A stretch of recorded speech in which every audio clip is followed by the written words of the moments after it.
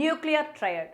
ഒരു രാജ്യത്തിന് ഏത് രീതിയിൽ അണുവായുധം വിക്ഷേപിക്കാൻ പറ്റുമെന്നത് ആ രാജ്യത്തിൽ ഒരു അണുവായുധാക്രമണം നടന്നതിന് ശേഷം ഏത് രീതിയിലാണ് തിരിച്ചാക്രമണം നടത്തുക എന്ന് കാണിച്ചു കൊടുക്കുന്ന പോലെയും, മാത്രമല്ല ആ രാജ്യത്തിന് മറ്റേതെങ്കിലും രാജ്യത്തെയോ അല്ലെങ്കിൽ ശത്രു രാജ്യത്തെയോ തന്റെ അധികാരത്തിന് കീഴ് കൊണ്ടുവരാൻ വേണ്ടി ഇന്ന രീതിയിലൊക്കെ അണുവായുധം ആക്രമിക്കാമെന്ന് കാണിച്ചു കൊടുക്കുന്ന പോലെയോ ഉള്ള ഒരു പ്രധാനപ്പെട്ട ടേമാണ് ഈ ന്യൂക്ലിയർ ട്രയഡ്. ബേസിക്കായി എല്ലാ രാജ്യങ്ങളും ഈ ന്യൂക്ലിയർ ട്രയഡ് വെച്ച് പ്രത്യാക്രമണം ചെയ്യാനായിരിക്കും ശ്രമിക്കുന്നത്. അങ്ങനെയുള്ള പക്ഷത്തിൽ അമേരിക്കയുടെ പക്കലുള്ള ലാൻഡിൽ നിന്നും വിക്ഷേപിക്കാൻ പറ്റുന്ന മിസൈൽസ് ഒക്കെയും പഴയതായിക്കൊണ്ടിരിക്കുന്നുവെന്നും അത് റീപ്ലേസ് ചെയ്യുന്ന തരത്തിൽ ശക്തിയേറിയ ഒരു മിസൈലിന്റെ രഹസ്യ പദ്ധതി അമേരിക്ക ഏർപ്പെട്ടുകൊണ്ടിരിക്കുന്നുവെന്നും, എന്നാൽ അത് പ്രൊഡ്യൂസ് ചെയ്യുന്നതിന് അമേരിക്കയ്ക്ക് എന്തൊക്കെയോ വലിയ പ്രശ്നങ്ങളുണ്ട് എന്ന വിവരങ്ങളും പുറത്തു വന്നിട്ടുണ്ട്. ഈ മിസൈലുകളെല്ലാം പ്രധാനമായും അമേരിക്ക നിർമ്മിക്കുന്നത് ചൈനയ്ക്ക് വേണ്ടിയാണെന്നുള്ളതും ശ്രദ്ധേയമാണ്. ഈ ഒരു വീഡിയോയിൽ ഇതിന്റെ മുഴുവൻ ഡീറ്റെയിൽസ് ആണ് അറിയാൻ പോകുന്നത്. വീഡിയോയിലേക്ക് പോകുന്നതിന് മുമ്പ് ഇതുവരെ ചാനൽ സബ്സ്ക്രൈബ് ചെയ്യാതെയാണ് കാണുന്നതെങ്കിൽ ചാനൽ ഒന്ന് സബ്സ്ക്രൈബ് ചെയ്യുക. വോയിസ് ഓഫ് വിക്കിയിലേക്ക് എല്ലാവർക്കും സ്വാഗതം.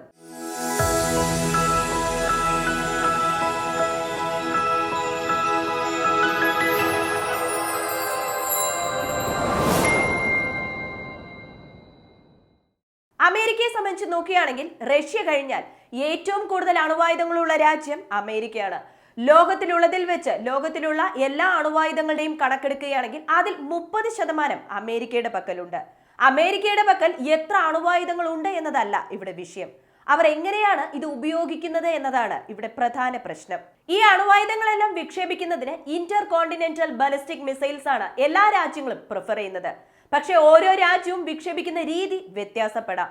ലോകത്തിൽ പല രാജ്യങ്ങളുടെ പക്കലും അണുവായുധങ്ങളുണ്ട്. പക്ഷേ എല്ലാ രാജ്യങ്ങൾക്കും എല്ലാ വിധത്തിലും, അതായത് തറയിൽ നിന്ന് വിക്ഷേപിക്കുന്ന മിസൈൽ, ഫൈറ്റർ ജെറ്റിൽ കൊണ്ടുപോയി വിക്ഷേപിക്കുന്ന മിസൈൽ, സബ്മറൈൻ വഴി വിക്ഷേപിക്കുന്ന മിസൈലും എല്ലാ രാജ്യങ്ങളുടെ പക്കലും ഉണ്ടാവില്ല. ഈ ലാൻഡ് വഴി, എയർ വഴി, കടൽ വഴി വിക്ഷേപിക്കാൻ പറ്റുന്നതുള്ളതിനെയാണ് ന്യൂക്ലിയർ ട്രയാഡ് എന്ന് പറയുന്നത്. ഈ ന്യൂക്ലിയർ ട്രയാഡുള്ള രാജ്യങ്ങൾക്ക് മാത്രമേ ഒരു റിറ്റാലിയേഷൻ അറ്റാക്ക്, അതായത് വേറെ ഏതെങ്കിലും ഒരു രാജ്യം അണുവായുധാക്രമണം നടത്തിയാൽ തിരിച്ചാക്രമണം ചെയ്യാൻ പറ്റുകയുള്ളൂ.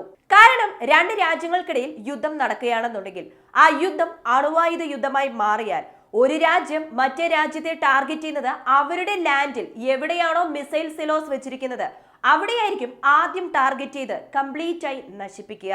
എന്നാൽ മാത്രമേ ആക്രമിക്കപ്പെട്ട രാജ്യം തിരിച്ചാക്രമണം ചെയ്യാതിരിക്കുകയുള്ളൂ. സോ ഓൾറെഡി അവരുടെ ലാൻഡിൽ സ്റ്റോക്ക് ചെയ്ത് വെച്ചിരിക്കുന്ന എല്ലാ മിസൈൽ സ്റ്റോറേജ് ഫെസിലിറ്റിയും അതുപോലെ മിസൈൽ സൈറ്റ് എല്ലാം ആദ്യം ആക്രമിച്ച രാജ്യം നശിപ്പിച്ചിട്ടുണ്ടാകും. ഈ ആക്രമിക്കപ്പെട്ട രാജ്യത്തിന് സബ്മറൈൻ വഴി വിക്ഷേപിക്കാൻ പറ്റുമായിരുന്നെങ്കിൽ, ഈ അണുവായുധം വിക്ഷേപിക്കാനുള്ള മിസൈൽ ഉണ്ട് എങ്കിൽ തീർച്ചയായിട്ടും ലാൻഡിലുള്ള എല്ലാ ന്യൂക്ലിയർ വെപ്പൺസ് നശിപ്പിച്ചാലും ഈ സബ്മറൈനിൽ നിന്നും തിരിച്ചാക്രമണം നടത്താൻ പറ്റും. അതുമാത്രമല്ല, ആക്രമിക്കപ്പെട്ട രാജ്യത്തിന് ഒരു ബോംബർ വിമാനം ഉണ്ടെങ്കിൽ ആ ബോംബർ വിമാനം ആകാശത്ത് പറന്നുകൊണ്ടിരിക്കുകയാണെന്നുണ്ടെങ്കിൽ തീർച്ചയായിട്ടും ശത്രു രാജ്യത്തിനെതിരെ ഒരു ന്യൂക്ലിയർ അറ്റാക്ക് ചെയ്യാൻ പറ്റും. ഇതിനെയാണ് ന്യൂക്ലിയർ ട്രയാഡ് എന്ന് പറയുന്നത്. അങ്ങനെ നോക്കുമ്പോൾ ഈ ന്യൂക്ലിയർ ട്രയാഡ് എന്നത് റഷ്യയിലുണ്ട്, അമേരിക്കയിലുണ്ട്, ചൈനയിലുണ്ട്, നമ്മുടെ പക്കലുമുണ്ട്, UK-യിലുമുണ്ട്. ഇപ്പോൾ ഈ ന്യൂക്ലിയർ ട്രയാഡ് സംരക്ഷിച്ചു കൊണ്ടുപോകുന്നതിൽ അമേരിക്കയ്ക്ക് വളരെ വലിയ പ്രശ്നം വന്നിട്ടുണ്ട്. ഈ 3 തരത്തിലുള്ള ലോഞ്ചിങ് പ്ലാറ്റ്ഫോമിലും 3 തരത്തിലുള്ള മിസൈലാണ് അമേരിക്ക ഉപയോഗിച്ചുകൊണ്ടിരുന്നത്.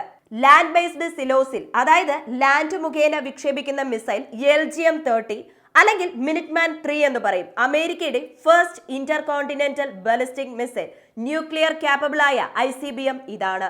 അമേരിക്ക ആകാശത്തിൽ നിന്നും മിസൈൽ വിക്ഷേപിക്കാനായി B-2 സ്പിരിറ്റ് എന്ന വിമാനം വഴി B-6-12 variant thermo nuclear bombs ഉപയോഗിച്ചുകൊണ്ടിരിക്കുന്നു.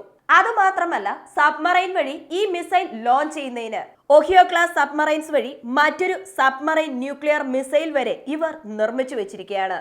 ഇപ്പോൾ മറ്റു 2 വേർഷനായ സബ്മറൈൻ ലോഞ്ചിങ് വേർഷനും അതുപോലെ തന്നെ എയർ ലോഞ്ചിങ് വേർഷനിലും യാതൊരു പ്രശ്നവും ഇല്ല. ഇപ്പോൾ പ്രധാന പ്രശ്നമായിരിക്കുന്നത് ആദ്യമായി നിർമ്മിച്ച ICBM ആയ LGM-30 അല്ലെങ്കിൽ മിനിറ്റ്മാൻ 3 എന്ന മിസൈലിനാണ്.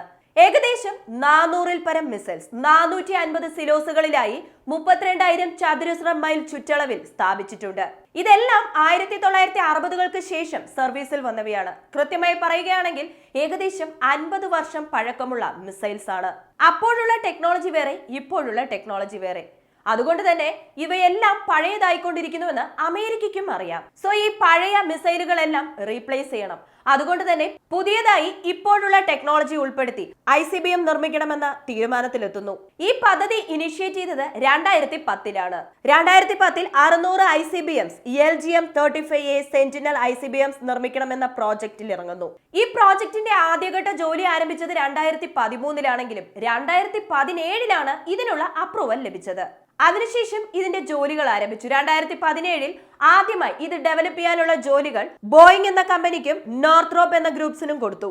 ഈ പ്രോജക്റ്റിന്റെ ആരംഭഘട്ടത്തിൽ ഇതിന്റെ എസ്റ്റിമേഷൻ എടുക്കുമല്ലോ, അങ്ങനെ എടുത്തത് $138 ബില്യൺ മാത്രമാണ്. അതിനുശേഷം 2021-ൽ ഇതിന്റെ പ്രോട്ടോടൈപ്പ് നിർമ്മിക്കണം.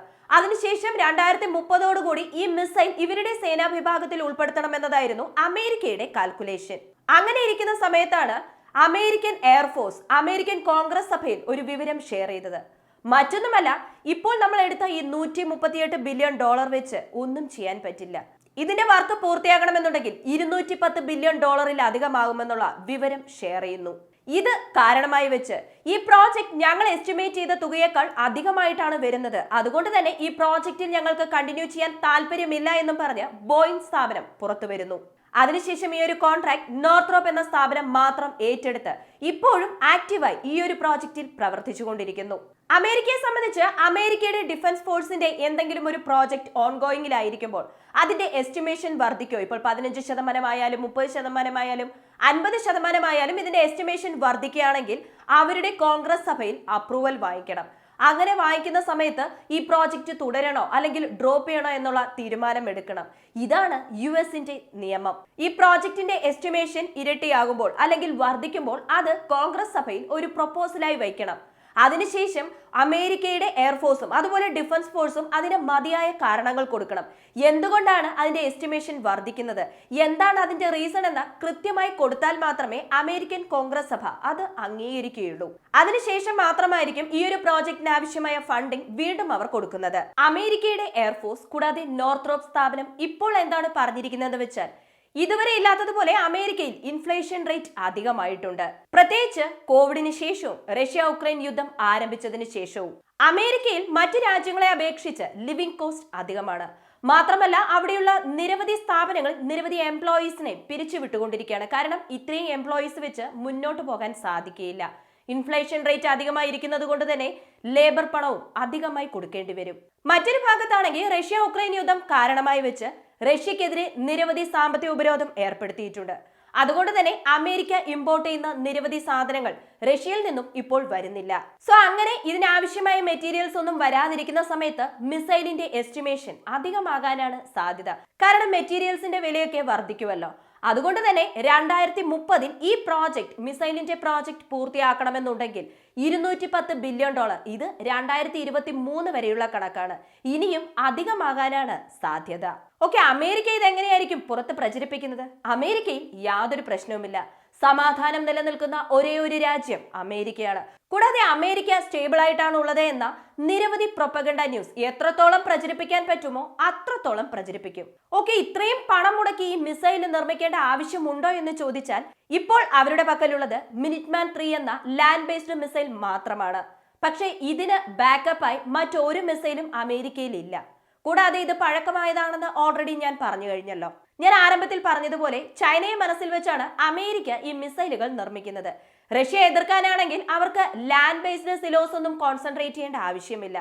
സബ്മറൈൻ മിസൈലായിരിക്കും മാക്സിമം വിശ്വസിക്കുന്നത്. അങ്ങനെ ഇരിക്കുന്ന സമയത്ത് 2021-ൽ ചൈന 3 സ്ഥലത്ത് 3 മിസൈൽ സൈലോ കോംപ്ലക്സ് നിർമ്മിച്ചു. ഈ മിസൈൽ സൈലോ കോംപ്ലക്സ് എന്ന് പറയുമ്പോൾ ഒന്നിൽ കൂടുതൽ മിസൈൽ സിലോസുകൾ ഒരു പ്രത്യേക സ്ഥലത്ത് രഹസ്യമായി ആരും അറിയാതെ നിർമ്മിക്കുന്നതാണ്. എന്നാൽ ഇത് അമേരിക്കൻ ഫോഴ്സ് എങ്ങനെയോ കണ്ടുപിടിക്കുകയും ചെയ്തു. അതുപോലെ തന്നെ അതിന്റെ സാറ്റലൈറ്റ് ഇമേജസ് പുറത്തുവിടുകയും ചെയ്തു. ചൈന ഒരു ഭാഗത്ത് അവരുടെ ന്യൂക്ലിയർ ക്യാപ്പബിലിറ്റീസ് വർദ്ധിപ്പിച്ചുകൊണ്ടിരിക്കുന്നത് അമേരിക്കയെ സംബന്ധിച്ച് വളരെ വലിയ പ്രശ്നം തന്നെയാണ്. അമേരിക്കൻ കോൺഗ്രസ് സഭ എന്ത് തന്നെ ഈ മിലിറ്ററി ഫോഴ്സസ് പറയുന്ന കാര്യങ്ങളെല്ലാം അംഗീകരിക്കുന്നുവെങ്കിലും മറ്റൊരു ഭാഗത്ത് പണം അധികമായി ചിലവാക്കുന്നത് കോൺഗ്രസ് സഭയ്ക്ക് ബാക്ക് ഫയർ ആകാൻ സാധ്യതയുണ്ട്. ഈ ഒരു വീഡിയോയെക്കുറിച്ചുള്ള നിങ്ങളുടെ അഭിപ്രായങ്ങൾ മറക്കാതെ കമന്റായി ചേർക്കുക. വീഡിയോ ഇഷ്ടമാവുകയാണെങ്കിൽ ലൈക്ക് ചെയ്യുക, ഷെയർ ചെയ്യുക. വീണ്ടും അടുത്ത വീഡിയോയിൽ കാണാം. നന്ദി, നമസ്കാരം.